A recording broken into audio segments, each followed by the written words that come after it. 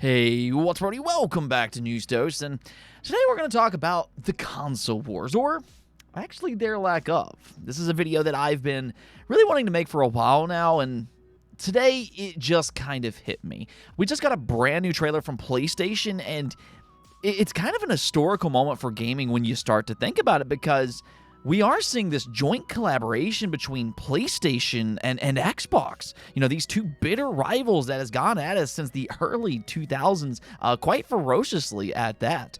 I mean, you have to realize that pretty much since the dawn of consoles, there's been this one rule for every console maker: to protect their IP and to use them to sell their hardware. So to see all that and to what we're seeing now, it's really just kind of a crazy thing to see. Both Xbox and PlayStation are now echoing that very same sentiment, this more multi-platform mentality. They've even said it themselves. They're moving away from an exclusive hardware model to more of a community model. In other words, they pretty much want to go where the gaming community is and to expand beyond just their consoles. Now, that's not to say that there won't be any exclusives at all, but we are entering into an uncharted territory for both Xbox and now apparently PlayStation consoles, and that was on full display today. So stick around and we're going to talk about all of that. But first, I do want to thank my supporters on Patreon and on YouTube memberships. Thank you just so much for what you do, and you will receive this video through early access. Let's go and get right into things, though, starting off with a big AAA game, and quite frankly, one of my most anticipated games being Resident Evil 9. And that's kind of the thing right now. There's a lot of hype and excitement, but currently that's really being driven by pretty much its name alone. I mean, we've seen its main character, and they've even hinted that it will have a different tone than some of the previous entries. It kind of sounds like they will magnify its horror elements even more so than usual. But beyond that, I mean, we don't have gameplay.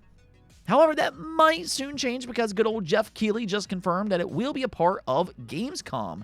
You can see his announcement here, which reads, "The nightmare isn't over. Witness an exclusive new look at Resident Evil Requiem only during Gamescom Opening Night Live. Streaming live everywhere next Tuesday, August 19th. Now, he didn't confirm if this new look will be gameplay or not, so do kind of keep that in mind. But at the bare minimum, my interest for Gamescom just went way up. Maybe we'll even get that confirmation that Leon Kennedy is in the game, and maybe even as a playable character, as is currently rumored. Now, the enhanced version for Hellblade 2 just launched today. It's been a fairly quiet launch, but reviews have been rolling in, and it currently has an 82 overall score on Metacritic with a total of 18 reviews. So it's pretty identical to last year's release, which had an 81 overall score, but I don't think that really tells the entire story. Yes, there will be similar praises and criticisms for its cinematic gameplay approach. If you don't like that style of game, then this is still not going to be your thing. But at the same time, this is definitely the definitive version. They added some extra features, and most importantly, a 60 FPS performance option. Now, for me personally, 60 frames per second alone makes this a much more enticing package. To me, and really to a lot of gamers for that matter, 60 FPS is very important for modern day games. I really wish that more studios kind of understood that, especially if you have something like an OLED TV. 30 FPS just doesn't look right on an OLED TV, so I think that improvement alone will make it a more enjoyable experience for a lot of people, including myself. So if you haven't already played it, now would be a good time. And hey, do you kind of keep in mind that this also includes the introduction for PlayStation gamers? Yeah, that's kind of a big topic today, just the collaboration between Xbox and PlayStation. Now, unfortunately, I don't have the same good news for FBC Firebreak. This was Remedy's first attempt at a multiplayer live service experience. And while I was optimistic about it being the next potential Left 4 Dead-like game, the sad reality is that much like most modern live service games, it didn't exactly meet expectations. In a recent financial report, Remedy claimed that its launch technically succeeded, but commercially they were unsatisfied with its launch phase consumer sales. And basically what that means is that its player count was fairly high. It reached 1 million players in its first 10 days, but like I said back then when they first announced that milestone, I didn't really think that was very impressive, given that it was available as a part of both Xbox Game Pass and PlayStation Plus on day one. I mean, we're talking about a combined user base of 50+ million people. So the reality here is that there's just not a lot of interest for this game, even when you include those subscriptions. It didn't review well, which I think made things even worse. And most importantly, fans, they're not loving it either. In fact, it didn't sell well on Steam. Now, Remedy did say that despite its rocky launch, they designed FBC Firebreak as a game that will evolve over time, that live service model, and they still have confidence that they have a solid game to build on. But here's my response to that. I'm not mad that they tried something different, because unlike a lot of other studios that dips their toes into live service, Remedy still has their typical projects in development as well. They just released Alan Wake 2 that turned out to be a great game, and Control 2 is still progressing very well according to this same financial report. Now, at the same time, though, something that studios really need to understand when it comes to the live service model is that you can't just simply make a solid experience. There's too much competition to simply be solid. These type of games have to be great to get the desired results these companies want to see. And that's one of the reasons that we see a lot of these games fail time after time. Now, speaking of live service games, let's just go and get to the big story of the day, and that's for Helldivers 2. I mean, we've known for a while that, yes, it's heading over to Xbox later this month, and that alone is a historical moment in gaming history. This is the first PlayStation published game that isn't tied to a license that Sony is willing to publish on Xbox. We've even heard that PlayStation was the main reason why it's being ported over in the first place. Before, people were kind of speculating that it was maybe because of Xbox or because of Arrowhead, but no, it was actually PlayStation. They were the masterminds behind this whole idea. So that's just yet another sign that they are opening up to a more multi-platform future. But here was the big kicker for today. They just revealed a new trailer for its launch on Xbox, and I'm going to play it on screen here. I mean, it's a great trailer, but the big reveal was actually the teaser right at the end. Now, longtime PlayStation fans might not immediately recognize what they're seeing, but for Xbox fans, they'll know immediately. They teased Halo ODST as a Helldivers 2 collaboration, and I mean, that is absolutely crazy to think about. I mean, you have to kind of realize that that means PlayStation and Xbox work closely together to implement Halo in a PlayStation-published game. In fact, let's think about it this way for a moment. Let's go ahead and rewind to the year of 2009.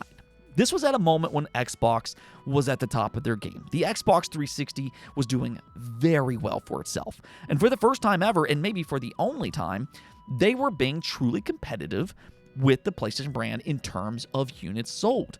And at the center of all of that competition was Halo. It seemed like just everybody had to have an Xbox to experience Halo.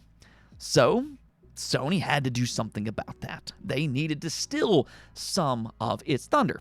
So what they did is that they signed off on multiple sci-fi first-person shooter projects to be their quote-unquote Halo killer. And one of those games was Killzone 2.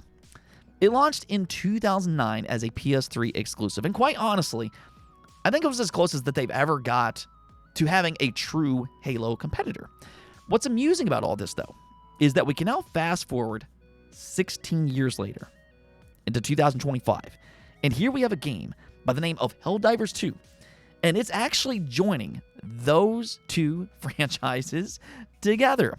They already did a Killzone collaboration, so that means that gamers will be able to play Halo and Killzone content in Helldivers 2, a PlayStation-published game which is now available on Xbox. And I mean, all of this is just so crazy to think about. I say all this, though, just to kind of preface their history going against each other compared to where they are now. I mean, let's just say it this way. As far as Sony and Microsoft are concerned by this point, the console war is over. They're focused on bigger things than just their exclusives. They're focused on their business and increasing revenue, because the fact is that game budgets have ballooned out of control, and console units sold haven't increased to match those increased budgets. So quite frankly, they're expanding beyond their hardware out of necessity. I think that's a lot of what's happening in today's industry. I mean, they need more money, and this is kind of one way to do it, is to expand beyond just their hardware. However, I talked a bit about this yesterday. I think there's still a lot of denial from the Sony camp specifically. I kind of feel like Xbox fans have already kind of accepted what's happening, but, you know, on the Sony side, this is new and it's fresh, and they're still kind of in that denial phase. However, I feel like some of the more diehard PlayStation fans need to somewhat brace themselves, because this will happen more and more often as we continue onward. I mean, Sony has done a myriad of things. I mean, just here recently, that's been pointing in this exact direction. And I remember when Xbox started a very similar campaign. What was it, about a year ago by this point? A lot of those same PlayStation fans told Xbox fans it only starts with just 4. Well, now you can kind of tell yourself the exact same thing. It only starts with just a few. Now, at the same time, what I can kind of tell both groups of fans here is that there still will be exclusives. I think more so on the side of PlayStation. I think their approach will be a little bit less accelerated than what we've seen from Xbox, so don't expect their big AAA single-player games to launch on Xbox and Nintendo day one anytime soon. But I do think that there is a potential future where, you know, they might open up their back catalog, which could even include their vast PS4 library. I mean, could they eventually start doing staggered releases? Could they eventually start releasing their games day one on PC? I mean, all of these are viable questions and I think real possibilities by this point. I mean, one way to look at this, especially when it comes to back catalog games, is that, you know, if those games have already done their job on PlayStation hardware, you know, if they're not selling a lot anymore on the PlayStation 5 and the PlayStation 6, then why would it matter if they port them over to other platforms? That's something that Sony is probably considering as we speak. You know, they want more money, and that's kind of easy money for them. Either which way, though, I think the console wars, at least as we've previously known them, is kind of over. Or at least in the eyes of Xbox and PlayStation. They are now actively working together, which is crazy to think about when you look at their history going against each other. Now it's more about how are fans going to react to all of this, and I mean, we'll see. Anyways, though, that's going to be it for this episode. But until next time, make sure to subscribe, ring that bell, and peace out.